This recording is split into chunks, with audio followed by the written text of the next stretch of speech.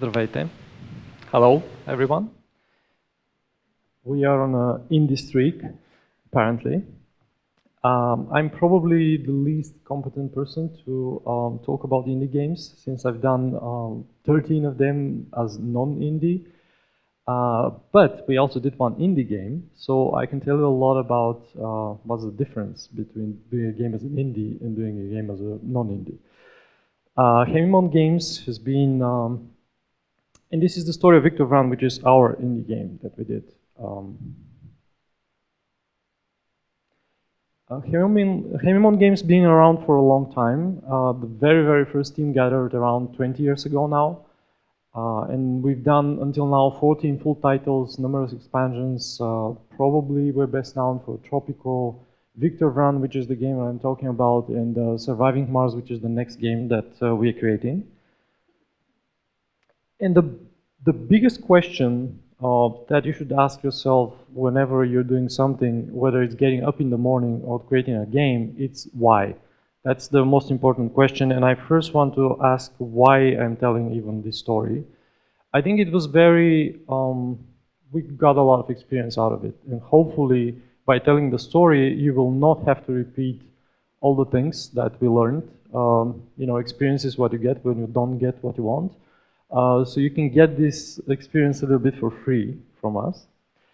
Why did we want to go independent? It's really, this is something that we kind of always also wanted to try, but the best reason and the most important reason is that we actually couldn't find a good publisher for the game. It was 2010, and we had prepared this pretty large scope idea for a game, and we had some assets, we had some general layout about how the game will proceed. We had a very good core idea that at the time made a lot of sense, to us at least.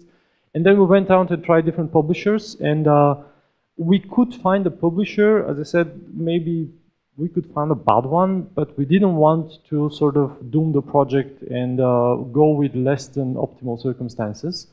And for a while, the idea went like, okay, did we try this thing? We tried to sell it, it didn't work. So we are just going to leave it and try something else. But then the idea stick around, and we really like the game. So we decided to narrow it down, reduce it in scope a lot, and then just do it ourselves and release it ourselves. Why we're doing exactly this game? The main reason is this was really very, very interesting watching Lubo talk before me, because it was showing that he just, after so many years, he just loves the game. And that's a very, very important thing.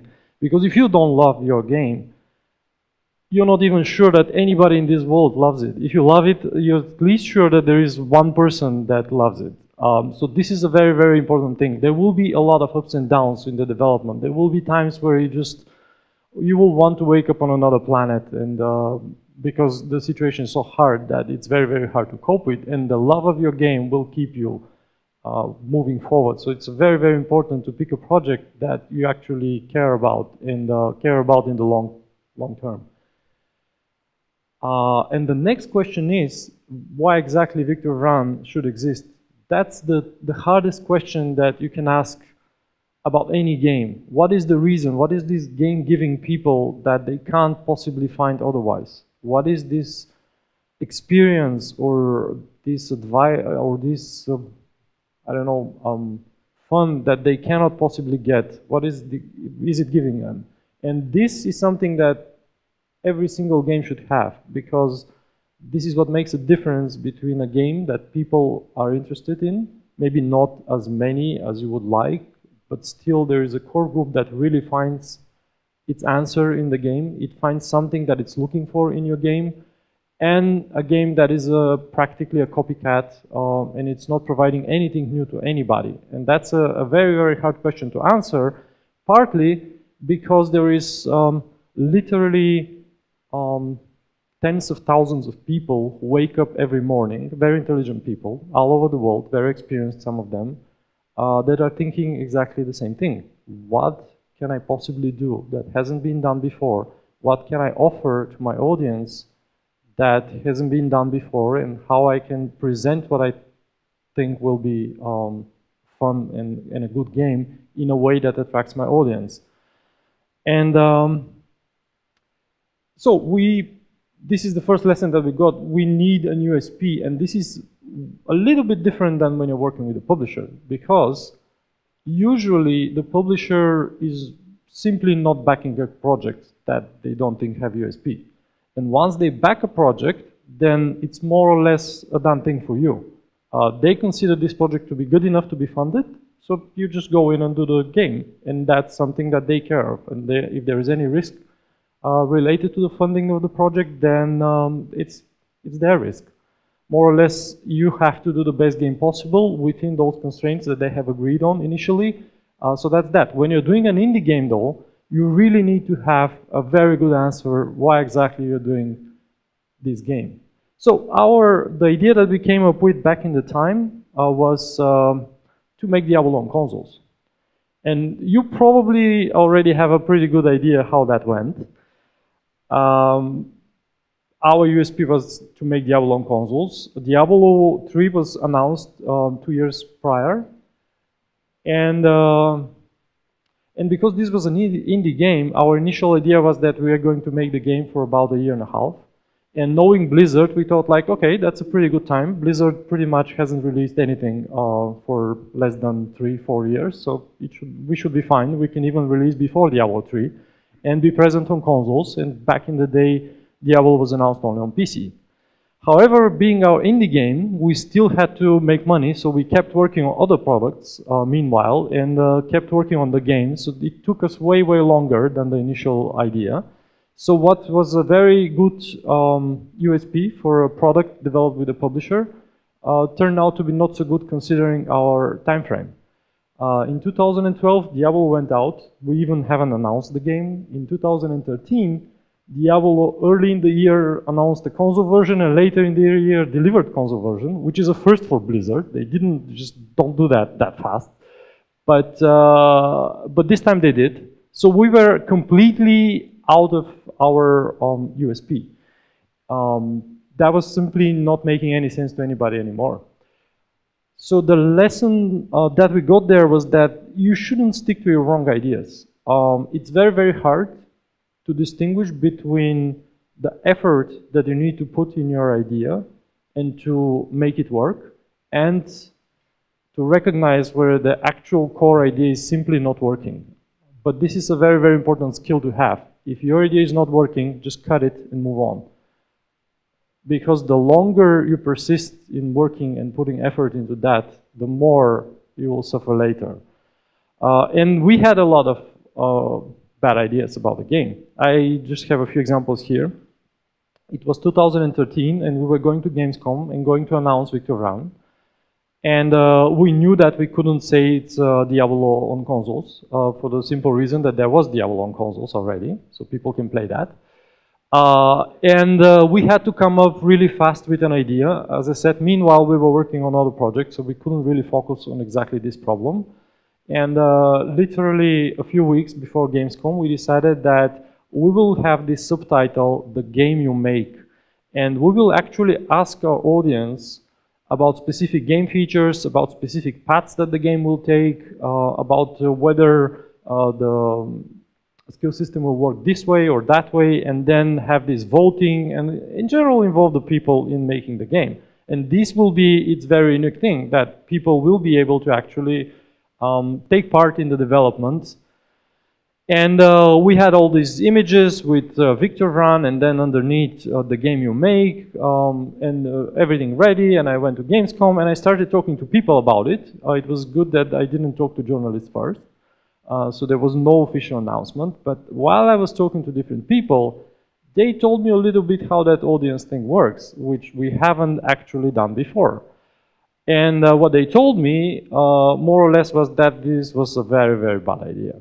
And it's going to end in flames. And the arguments they used were really, I had nothing I can say against that, because these were people that had audiences, and they were dealing with audiences for years, and they knew why this is not going to work, and they were pretty convincing. So right there on the show floor, I called the office and said, I want you to make me the same pictures, but without the Game You Make logo. So we cut it on the show floor at Gamescom right before the announcement. Yes, it was maybe a nice idea. It sounded interesting on paper, but if you hit a point where you realize you have to be honest with yourself, it's good to stick with an idea and to make it to a final product and to make it a reality and just go through the hard process of actually making it work. But it's not good to stick an idea just because it was your idea and because for that reason you love it, or just because you've already told somebody that this is what you're going to do. So if it doesn't work, then it just doesn't work. So just you cut that and move on. The next thing I want to give as an example was the third person versus isometric. And Georgi is here, who actually did that in the audience. At some point, we started to making the game with a third-person perspective. So the camera follows the character, and it rotates around, and you have all this Diablo-type combat, but with a completely different camera. And this, we thought, was also a little bit of a way to distinguish our game from Diablo. But further into development, we realized two things. First, we can't really make very interesting levels visually just because we don't know how to do that. And at some point, you don't know everything. That's clear. And if at some point you realize that you just don't know how to do something, and it's very, very hard, and it's very, very hard to learn if you don't even have an idea how to learn to do that, again, you better just accept that reality and decide what you're going to do. What Georgi did was he just moved the camera, he used the parameters that we have in configuration files and moved it a little bit over the character in a kind of isometric view. It's not isometric mathematically speaking, but people do call that view isometric, so I'm going to use the term. And showed everybody in the company that this way the game is way more readable, the action is more readable, it's way more interesting to navigate with your character around. And what was left from what we just all looked at the prototype that he quickly put together, and it was very, very hard to admit that this is not better than what we had before. So we said, like, okay, we take a week now and for everybody to think if there is any problem with this, and you know, just to sleep it through. And then in a week later, we pretty much gathered together and said, okay, this is how we're going to do it because it's simply better. So we threw out the whole idea of follow-up camera, and we had this combat which was isometric with an isometric camera. This, of course, made us even closer to Diablo, which was, again, going back to the USP part, made things harder for us. And the final thing in this same area was that back in the day, we saw the release of Bastion. And Bastion was a very, very interesting action game, pretty similar to ours in a way, but also very different in terms of how the game is presented and how the world is presented and everything else. And in our minds, we were doing this small indie game. We were doing like a Bastion game. So it takes 6 to 8 hours to finish the game. Maybe if you want to replay it, that's fine. When we got into early access, we quickly realized that people absolutely are not seeing our game as a Bastion. They're seeing Diablo. And we got questions like, what are you doing 100 hours into the game? And we were like, you're playing it for 12th time, and it's really boring because it's exactly the same game that you've already experienced a number of times. And this was early access, so the game was already there, not all of it, but just the first part, maybe 2 hours of gameplay, and we had like 4 more segments of that, and that was it. And we realized that for whatever reason that we still don't know, people don't identify this game as a Bastion, probably because of the graphics, but they identify it as a Diablo, and it needs to have all those things. And if we don't do all those things, then people will be just simply disappointed. So we more or less got back to work and came up with a lot of different things that you can actually do after 100 hours in the game. And I think that the first person that we saw completing everything, and he bragged in the forum, doing all the achievements and all the challenges and everything else, I think he had like 200 hours in the game. So it was a very, very good answer to this problem. But we really had to make a sharp turn, having already released an early access part of the game. And lesson 3, everything that I'm saying here comes back to a very simple thing, that we just took us too long. It's not that our ideas were wrong. It was just that it took us so long to actually implement them and get them to the market that by the time they had to hit the market, they were wrong. This is very clearly the case with the Diablo on consoles. If we had that out in 2011, that would have been something great, because there was no Diablo on consoles. People really wanted to play a game like that, and it would have been very, very nice. But it wasn't. The world changes, and that sometimes happens very fast. Some ideas can wait. When your idea has some unique elements that are very hard for somebody else to reproduce, then maybe it's okay to wait for a few more years. If your idea is a market opportunity like the one we had, then waiting is simply killing you, because somebody else is going to do the same thing. In this case, somebody was Blizzard, so they did a pretty decent job at that. We can't really, go and say ours will be better. You're not going to make any of us sitting here ever a game better than the games Blizzard do, or I actually hope you do, but don't bet on that. It's what we all strive for, but it's against the chances, I would say. And another good reason to have a low time to market is that you need to iterate fast. If you are able to iterate fast, you will do more products, you will learn a lot more and a lot faster, and over time, that is going to make actually your games better. So time to market and doing quickly the stuff that you want is very, very essential. That said, you should really do it only when you're ready. It's not, you want to do it as fast as possible, but if the game is not ready, then, as Lubo said, you don't release it. If it's not okay, if the idea is not okay, we went back and started searching for another USP for the game. And we spent a long time trying all kinds of different things that were not working, more or less.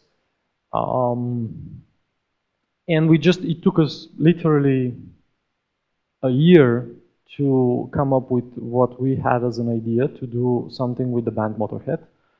And that was because we had a person on the team who is a huge fan and knew some people from the band, and he said like, okay, maybe we do a trailer with them. And then we got in contact and then said like, okay, this sounds interesting, why not do something more? Maybe we can license you the music so you can put that in the game, because the game really plays well with that music.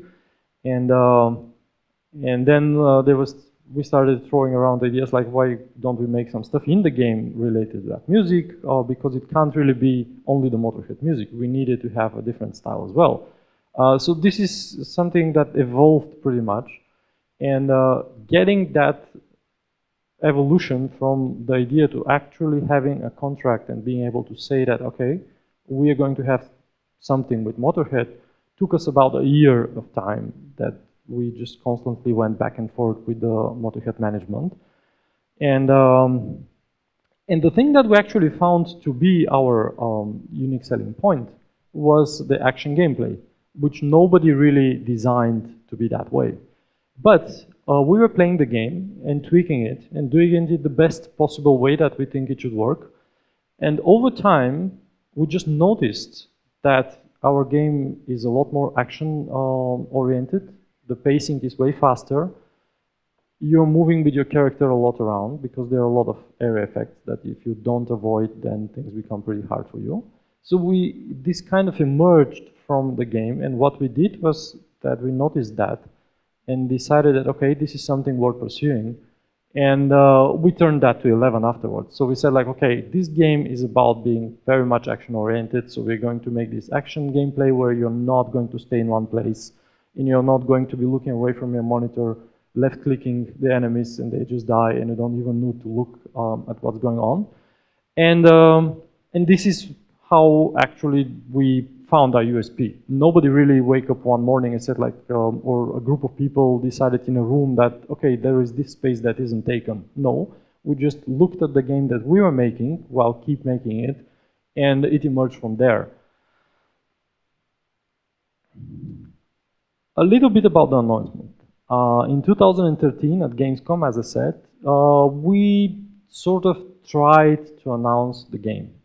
It went on like this. I will try to set up meetings with all the big media that, you know, all the websites, and they will pretty much not respond to you because they don't know you, of course, or maybe they've heard the name, but that doesn't mean that they have to respond, especially at a show like Gamescom where the schedule is crazily packed with all kinds of stuff. They really, I completely understand that they really don't have the time to pay attention to everybody, and there is literally hundreds of companies that are competing for their attention. So what happened was that I met several people, different distributors, publishers, and discussed what we can do and so on and so forth.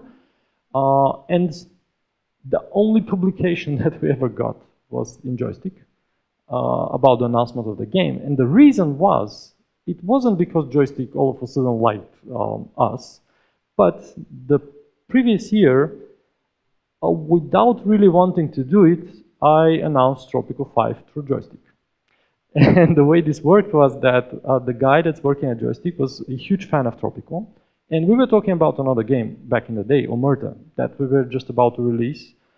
And while talking about the game, he just kept coming back and asking questions about Tropico. He gave me his list of songs that he listens to while playing Tropico. And we just came back and forth. And at some point, I really felt, and I told him, like, okay, I can tell you a few things, that yes, we're doing Tropico 5, and yes, it's going to have this and this and this, and really, it's a fresh new, sort of a brand new entry in the franchise, and so on and so forth.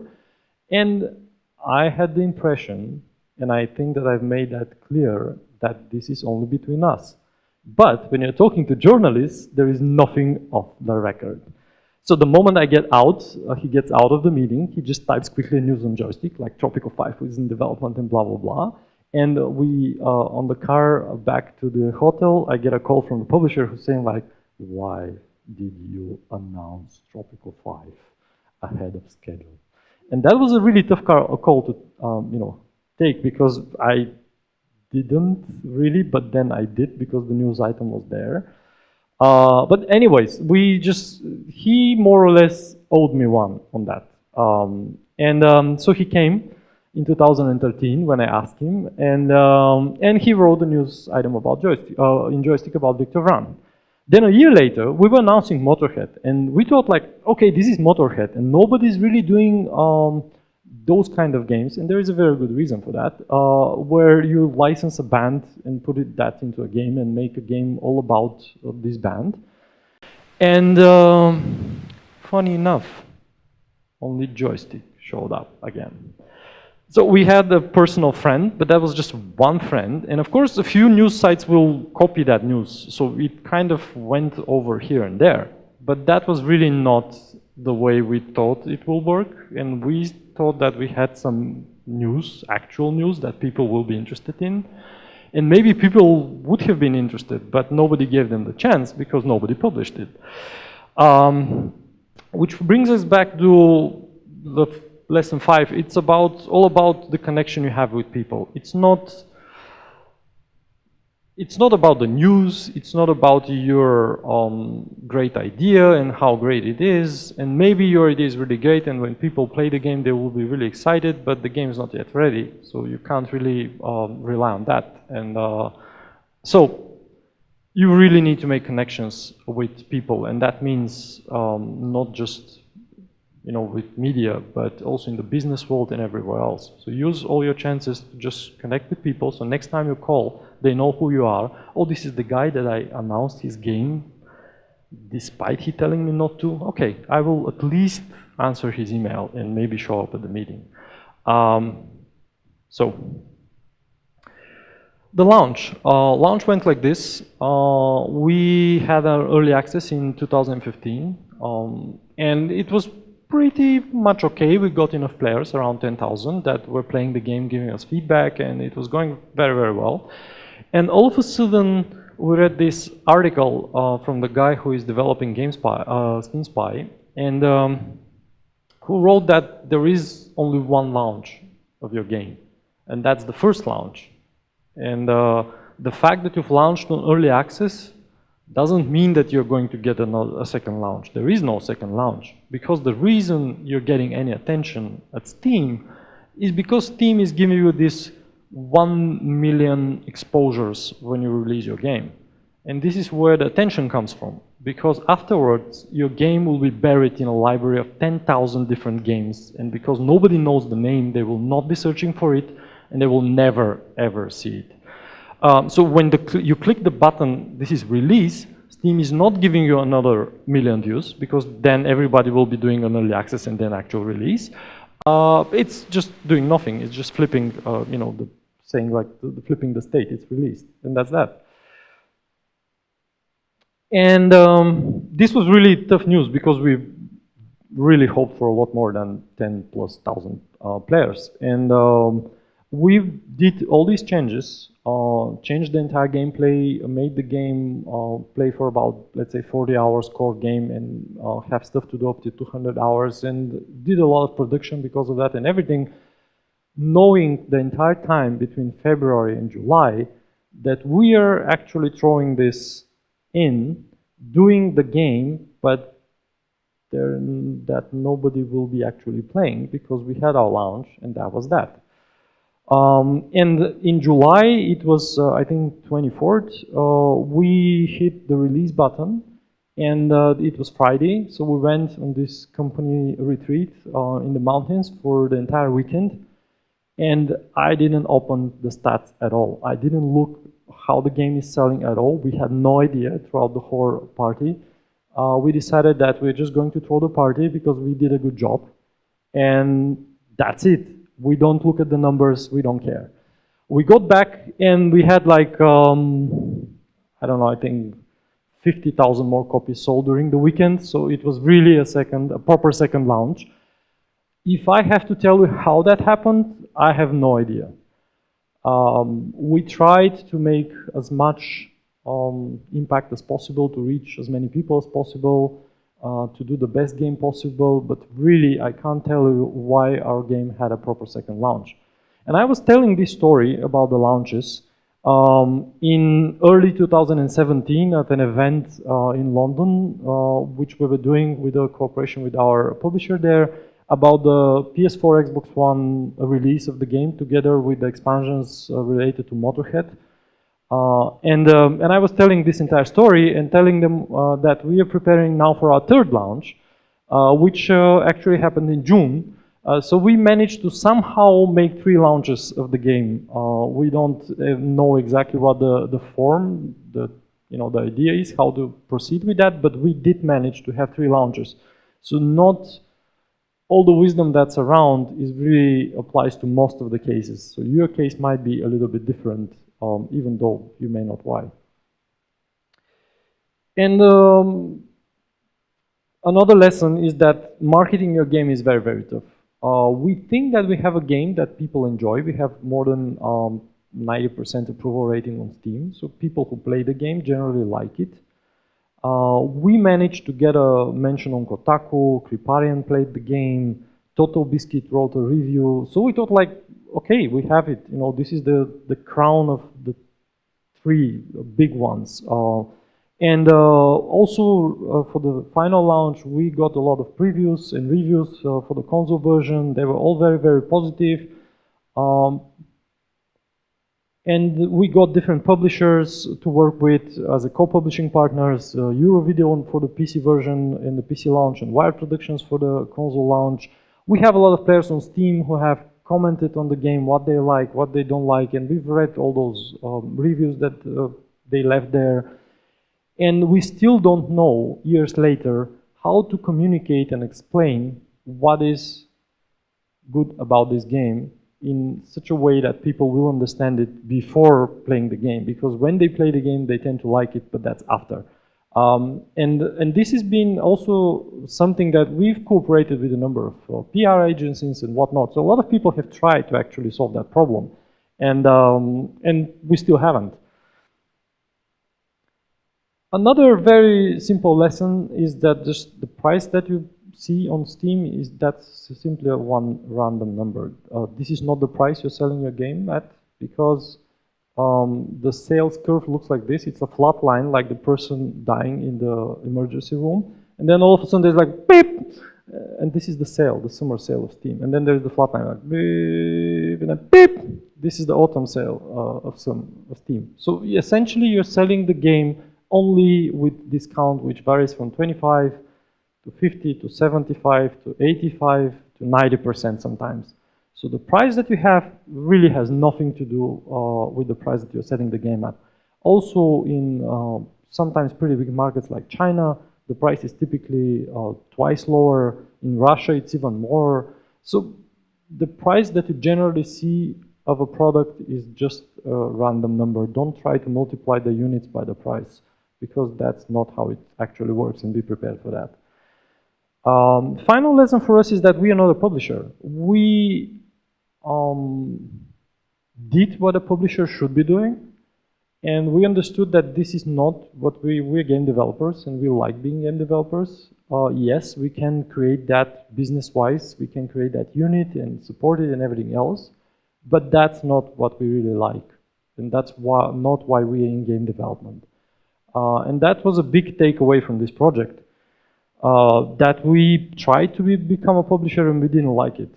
It's not a question of not being successful at it, it's a question of just not liking what you're doing as a publisher, not liking the everyday things that you're doing.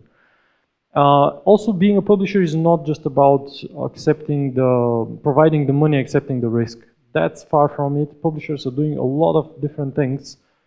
They are the ones keeping all those connections with the media, and if you want to be a successful publisher, you need to have a pretty significant lineup of titles, so at least a few a year, so that you can keep that conversation going, you can keep going to all these conventions and having a booth there and meeting people and so on, because that's important. You can't show up every once in 7 years or 5 years and then say like, oh, remember me from 5 years ago. No, everybody will be different. They don't remember you. It's been a while.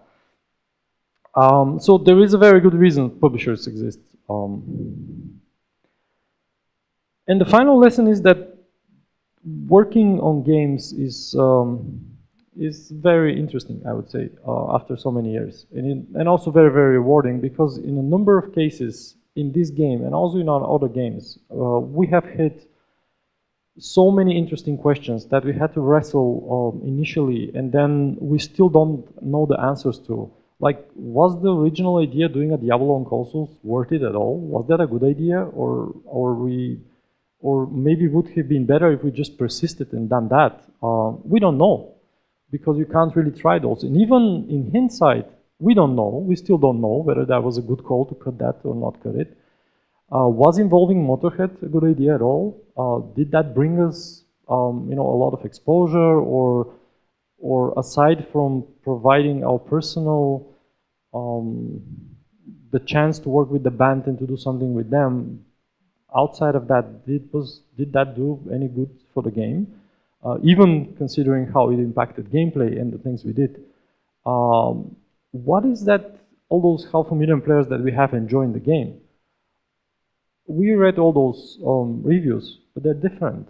They're not saying like, I like this. Yes, there is a little bit of consensus about a few things, but outside of that, people are writing that they like this, and the other guy hates that. Some people say like, I love the story, and the other guy said like, this is a very simple and shitty story, I don't like it. So we don't know yet, still, and we won't ever know. And as I said, we don't even know how to explain in a very good way what our game is. Even though we've tried a number of times, we've tried all different strategies, we've tried all different messages and all different wordings. A lot of people have tried that do have experience in doing exactly that, formulating what this game is good at. So it's not like, okay, it's our fault because we didn't do it well enough. And even in the end, we don't know whether it was worth it, because it's not about just the numbers, expenses minus income. It's not about that. There is a lot of other things that we learned about making games. There were a lot of consequences business-wise about making this game. We did get a lot closer to our audience, which was a great, great thing, and we do want to keep that moving on. So in the end, after all these years, working 7 years on this project, we don't even know whether that was worth it or not. What I can say, that it was definitely a fun thing to do. It was an amazing thing to do. It gave us enormous challenges. Sometimes really we felt overwhelmed. You know, canceling your tagline and your core idea of what you're presenting the game at the show floor on Gamescom doesn't feel good at all, I can tell you that. But sometimes you just have to do that and move on and eventually make a game and release it and go to a party and hope that people, when you come back, will have bought it or not. So thank you for your time. And final question is, why your game should exist? That I want to leave you with.